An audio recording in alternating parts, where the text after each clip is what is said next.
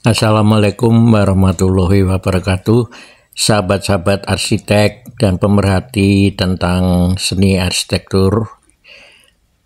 Ya, kali ini saya mencoba melakukan kunjungan arsitektur rumahnya arsitek lawas, yaitu di sekitar kawasan Lambert Kerajan. Ini tampak depan dari rumahnya arsitek lawas. Nampak bahwa kita tahu bahwa rumah itu menjadi bagian dari gaya hidup, lifestyle penghuninya. Dan di sini ada penghuninya arsitek, anaknya juga arsitek, ibunya seorang dokter psikiater.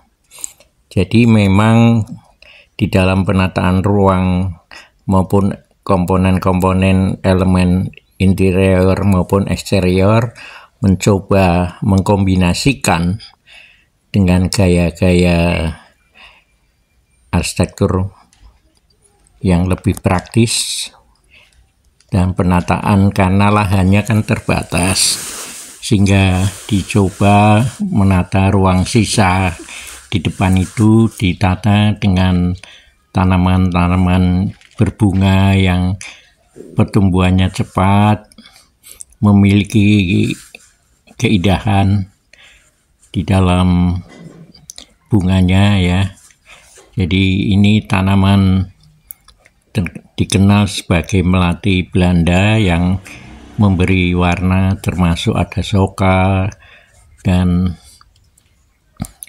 ada beberapa railing-railing pintunya yang dirancang menjadi satu penanda gerbang, dan kita bisa melihat ke dalam ada carport yang cukup satu mobil saja, dengan ruang teras yang dirubah menjadi ruang perantara, ya, ruang transisi sebelum memasuki ruang dalam.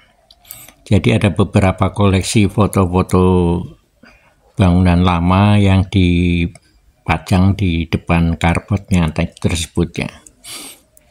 Beberapa komponen elemen interior ya, ada beberapa lukisan. Memang arsitek ini menggemari lukisan-lukisan dari beberapa Bali, terutama ada Jawa dan beberapa furniture yang memang dikumpulkan dari koleksi-koleksi era Jawa kuno ya. Meskipun ini ada sentuhan modern di dalam pengolahan elemen-elemen interiornya, tapi kita bisa banyak belajar bahwa seni dekoratif adalah menjadi penghias ruang transisi tersebut. Dan beberapa koleksi peninggalan almarhum ya, tentang poci-poci gelas, keramik, cangkir dan sebagainya, ini disajikan di ruang transisi tadi. Dikenal banyak yang menyebut menjadi foyer ya, ruang foyer transisi, atau dikenal kita juga sebagai ruang teras sebelum memasuki ke ruang dalam. Jadi sahabat-sahabat, di dalam pengolahan interior satu rumah, bagaimana menempatkan elemen-elemen itu membahagiakan bagi penghuninya. Ada koleksi lukisan yang pernah dibuat oleh arsitek ini, dan ini pintunya dari jati ya. Kemudian kita masuk beberapa ornamen dengan lampu kristalnya, jadi semakin indah, semarak ketika memasuki ruang dalam. Memang ini beberapa koleksi dari Jepang ya, yang mendominasi dengan beberapa keramik gajah maupun tempat payung dari Cina, kemudian beberapa elemen-elemen interior lainnya, karena juga bahwa sang arsitek dan putranya itu punya koleksi beberapa kamera, video, dan fotografi.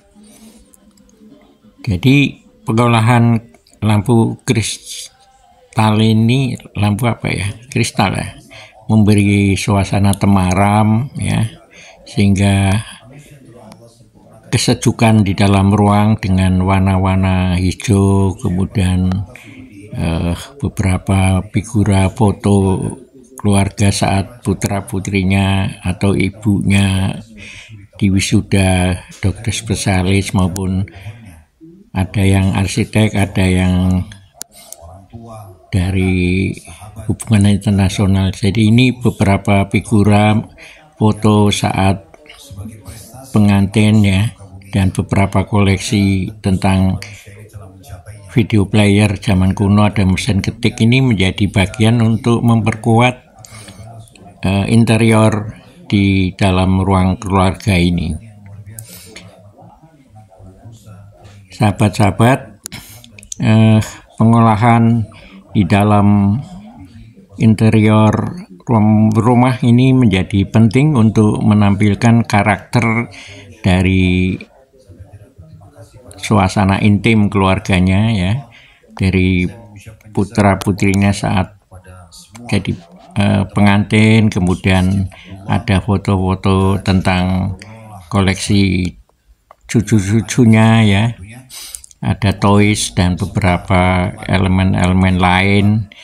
Kemudian ada koleksi saat berkunjung jalan-jalan ke luar negeri ya, ini beberapa elemen perabotnya, koleksinya ya. Jadi ini menarik ya, bahwa suasana rumah itu seperti studio fotografi dan pameran ya. Jadi ekspresi hobi dari pemilik rumah ini menjadi bagian dari karakter ruang interiornya. Sahabat-sahabat tentunya bisa memberi masukan bagaimana cara mengolah elemen-elemen interior dengan suasana intim kekeluargaannya ya. Jadi koleksi-koleksi semacam ini perlu ditata menjadi bagian dari elemen interior. Ya, ini beberapa detail-detail dari dapur. Ada talenan ya, saat kunjungan di beberapa pelosok Nusantara. Memang ini pengolahan dapur pun didesain sangat simpel, praktis, karena ada beberapa teknologi yang bisa dimanfaatkan ya. Jadi prinsip dapur adalah sebagai ruang kunci oleh ibu rumah tangganya ya, yang hobi masak. Kemudian suasana ruang interiornya juga dilengkapi dengan perabot-perabot yang bisa menopang untuk kegiatan memasak dan sebagainya yang lebih praktis. Ada kompor listrik, ada microwave, dan ini memang ruang dapurnya terbuka ya. Jadi untuk mengalirkan sirkulasi udara saat memasak, mungkin pengap, panas, karena kompor selalu saat memasak itu panas banget, ini perlu ruangnya harus terbuka. Kemudian ini sebelum memasuki lantai atas ada tangga yang dilengkapi dengan, sekali lagi, foto-foto memorinya saat anak-anak masih kecil ya, sampai cucu-cucunya pun tampil di sini. ditampilkan di foto-foto saat berkumpul sesama keluarga dan cucu ya. Ini kan menandakan kebahagiaan keluarga itu bisa diciptakan lewat memori, media foto, dan sebagainya. Dan ini tangganya praktis dari besi, kemudian ruangnya harus terang, ada jendela kaca yang cukup besar dengan diberi pelapis kaca film yang menandakan bahwa suasananya lebih alami, natural, dan sirkulasi udaranya juga dijaga dengan ventilasi di atasnya. Tentu beberapa koleksi-koleksi di lantai 2 ini juga memberikan satu kesempatan pada pemiliknya untuk mengumpulkan beberapa koleksi ya, seperti koleksi wayang kulit ya, dengan rono dari ornamennya Kudus. Rono ini sebagai penyekat ruang yang transparan sehingga ada sirkulasi udara dan penerangan alami dari void di belakangnya. Jadi sahabat-sahabat, memasuki ruang studio koleksinya ada beberapa koleksi vintage dari piringan hitam ya. Jadi terkenal apa ya? Vinil ini beberapa koleksi dikumpulkan saat putranya yang arsitek sekolah S2 di Universitas Tokyo di Jepang mengumpulkan beberapa vinil piringan hitam dari berbagai koleksi di tahun lampau ya, zaman jadul. Ini ada koleksi vinilnya Crispiantoro, ada koleksinya dari Cliff Richard, kemudian ada Walsina, ada Vivi Sumanti, dan berbagai koleksi saat The Beatles bersama Yoko Ono nyanyi Imagine ya. Juga ada Daniel Sauleka yang artis dari Belanda ini. Juga bisa ada grup-grup legendaris di saat karir puncaknya, sehingga bisa dikatakan bahwa hobi menjadi bagian dari memori mengingatkan pada perjalanan hidupnya. Dan beberapa koleksi buku ini di rak-raknya juga banyak. Dan pernah ada koleksi gitar akustiknya ada 2, organ, kemudian gitar listrik dan bass listrik ya. Dulu putranya yang arsitek ini zaman SMA dan kuliah itu main band sebagai bagian juga dari pengembangan hobi untuk mencintai musik Indonesia maupun mancanegara. Ini bass listriknya ya. Jadi sahabat-sahabat, di dalam penataan ruang yang khusus ya seperti studio musik ini perlu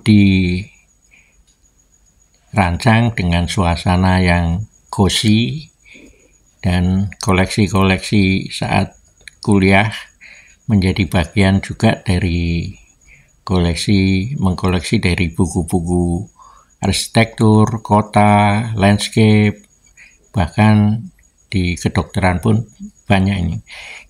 Ini suatu teras balkon bisa dirancang dengan pot-pot tanaman berbunga sehingga suasananya menjadi asri ya, hijau, segar, dan udara luar juga bisa menerangi ruang-ruang dalam. Ya, ini nampak bahwa dari depan masih ditumbuhi tanaman berbunga meskipun lahannya di bagian depan itu sempit, ya. Sehingga kita bisa menikmati panorama lanskap kecil, ya, taman di depan, ada payung yang mereduksi sinar matahari untuk tanaman-tanaman tertentu. Jadi memang ini dulu lantai 2 dibangun secara praktis modern dengan struktur baja ringan dan beberapa jendela roster, ya, dan kaca-kaca yang bisa menerangi suasana ruang dalam, sehingga kita bisa mengefisienkan terhadap penggunaan lampu, ya. Ya, ini karena luas kaplingnya depan itu hanya 7 meter, ke belakang itu 21-an, ya. Jadi luasnya cukup sempit, ya. Sampai ketemu sahabat, mohon subscribe, like, and share-nya, ya. Matur nuwun. Assalamualaikum warahmatullahi wabarakatuh.